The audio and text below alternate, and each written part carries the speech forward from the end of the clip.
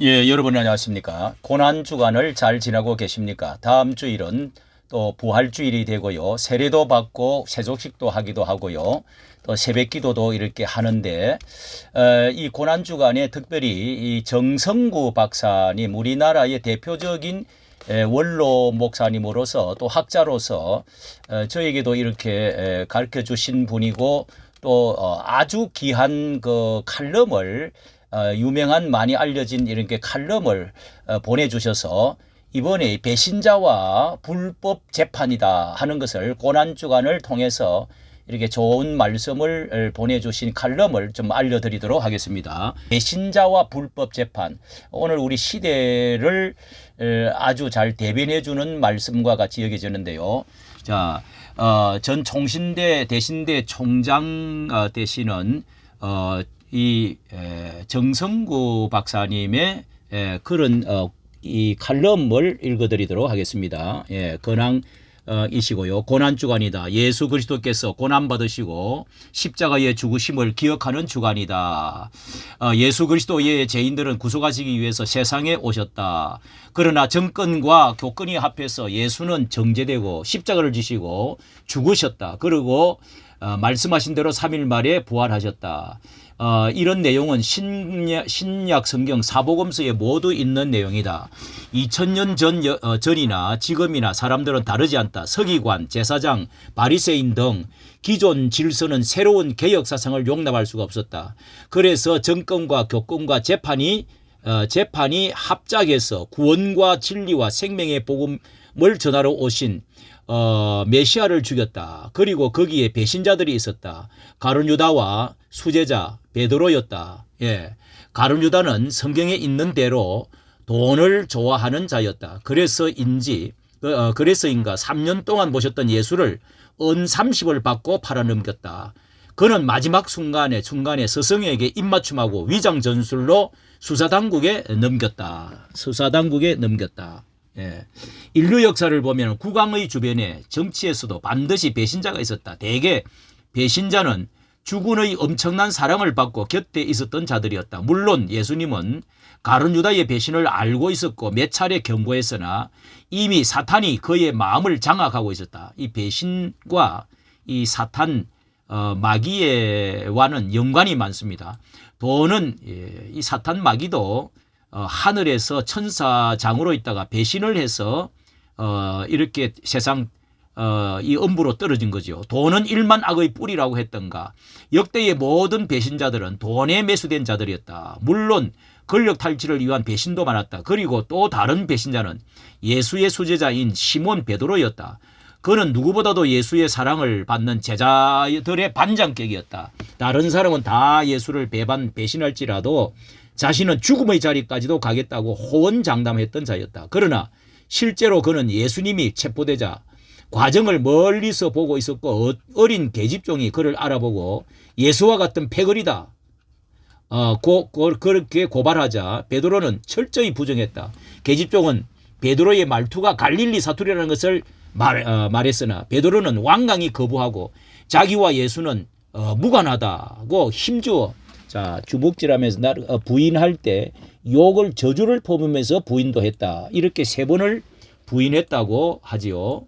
예, 그 계집종은 베드로의 말투가 갈릴리 사투리잖아 하고 했지만은 완강히 거부하고 자기와 예수는 무관하다고 힘주어 말했다. 그런데 예수님은 베드로의 배신을 미리 다 알고 계실 뿐만 아니라 공개적으로 다 울기 전 3번이나 예수를 부인할 것이라고 경고한 바가 있었다. 베드로는 나약한 인간이자 겁쟁이였고 자기 목숨을 더 귀하게 본 것이다.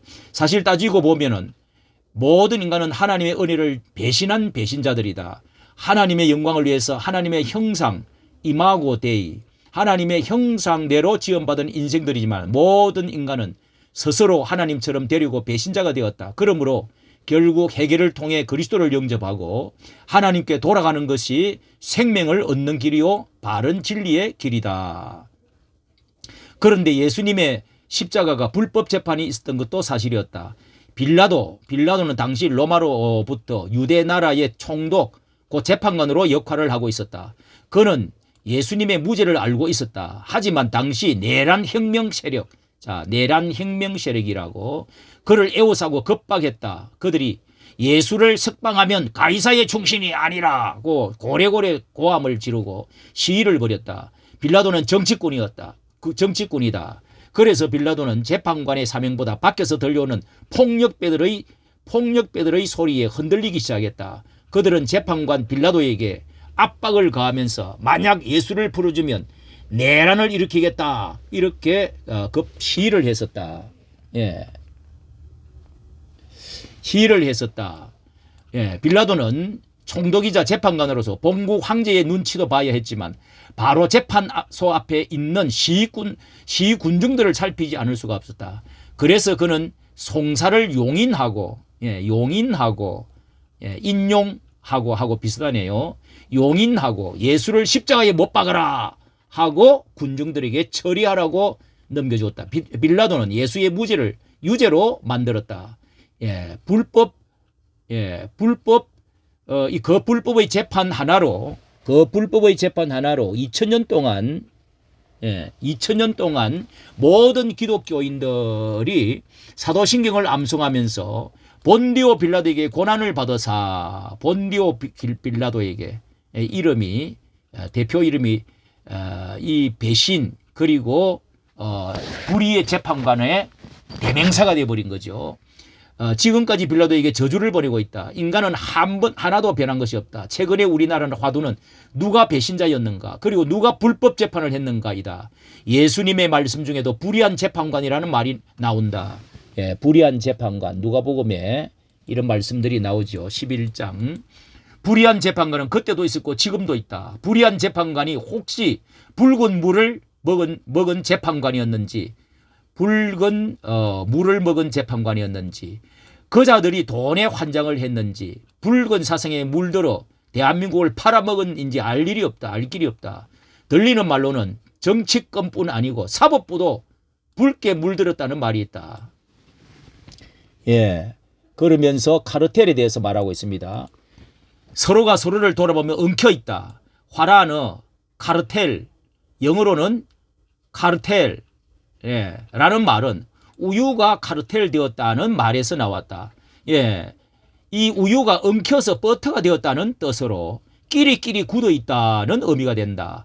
예수님은 정권과 교권들의 배신자들에 의해서 십자가에 처형되었지만은 결국에는 우리의 구주가 되셨고 3일 만에 부활하심으로 우리에게 소망이 되어주셨다. 이렇게 끝마치고 있습니다.